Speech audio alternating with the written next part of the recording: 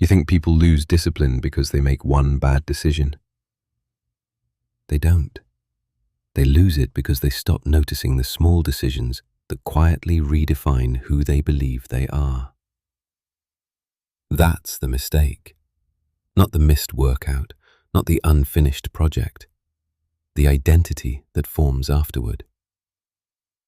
Most people think they're protecting their future. They're actually protecting the version of themselves that never has to be fully tested. That's where the identity drift effect begins. It doesn't announce itself. It negotiates. It doesn't demand surrender. It asks for exceptions. And exceptions have a way of becoming evidence. Evidence becomes identity. Identity becomes expectation. Then your future starts matching the standard you've silently accepted. Look closely at your own behavior. You spend hours consuming content about growth.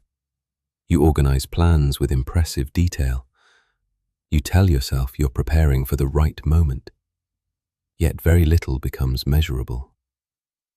You consume discipline content consistently, but your standards remain negotiable, and you've noticed that.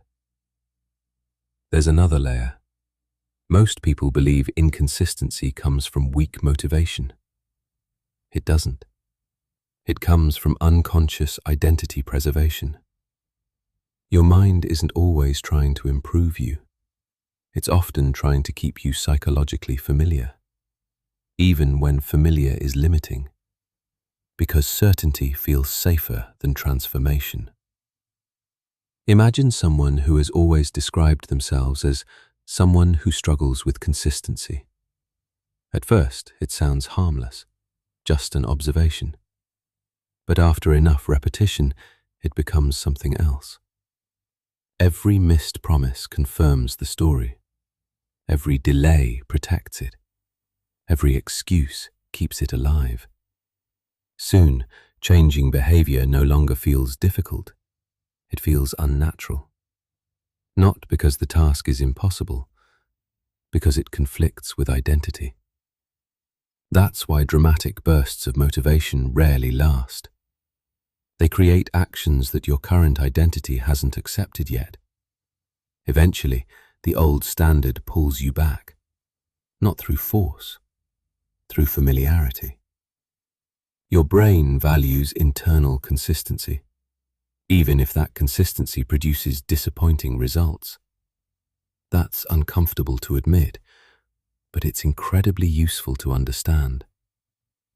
The identity drift effect is the slow movement between the standards you claim to value and the standards you repeatedly demonstrate. Identity isn't built by isolated moments. It's built by recurring evidence. One skipped commitment rarely changes who you are. A pattern does. One disciplined morning doesn't establish discipline. Repeated standards do. This isn't about being extreme. It's about recognizing that every repeated action quietly casts another vote for the person you're becoming. Most people focus on outcomes. They chase confidence, productivity, recognition, results. But outcomes arrive late. Identity arrives first. The person always appears before the achievement. If your standards remain optional, your identity adapts to optional effort. If your commitments change with emotion, your identity adapts to emotional leadership. Every future decision becomes slightly easier to justify, not because you're lazy, because your internal definition has shifted. This is where people misunderstand discipline. They think discipline is forcing yourself through resistance. Sometimes it is. But sustainable discipline is something quieter. It's reducing negotiation. When the standard becomes non-negotiable, the question disappears. Action follows structure instead of emotion. Structure over emotion. If this continues, Identity doesn't collapse overnight. It calcifies. The gap between intention and behavior becomes your normal experience. Promises become smaller. Expectations become lower. Potential becomes something you remember instead of something you practice. That's the cost of drift. Not dramatic failure, gradual acceptance. Here's the hard truth. You rarely become what you hope for. You become what you repeatedly tolerate. People often ask when confidence appears. Confidence is rarely the beginning. It's usually the receipt. Evidence comes first. Identity follows. Confidence notices afterward. So stop asking whether you feel ready. Ask something more uncomfortable. What standard would exist if mood didn't matter?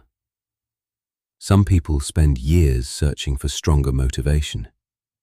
A few quietly strengthen their standards. The difference is invisible at first, then impossible to ignore. Identity over intensity. Every temporary burst eventually fades. A standard remains after emotion leaves.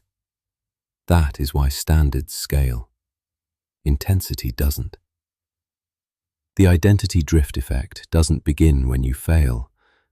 It begins when you repeatedly explain failure in ways that allow the same standard to survive. Change the standard. The identity follows inevitably. Protect your standards more carefully than your feelings, because feelings move. Standards stay.